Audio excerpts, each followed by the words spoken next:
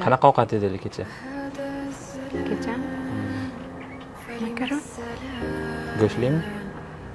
go'sht Oxirgi marta qachon go'shtli ovqat edinglar? go'sht sotib olamiz.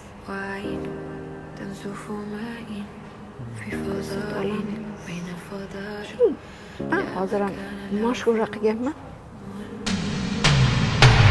هذا السلام فلما السلام Hammasi yaxshi bo'ladi. Inshaalloh. Bu joy uy emas, omborxona. Masjiddagi traktor zavodini omborxonasi ekan.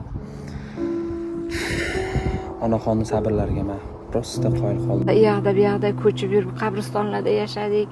Kimlarni qaysi nima to'g'ri kelsa yashadik. Endi men bitta ko'rsam sizlarga ancha hayron qolasizlar. Hojatxona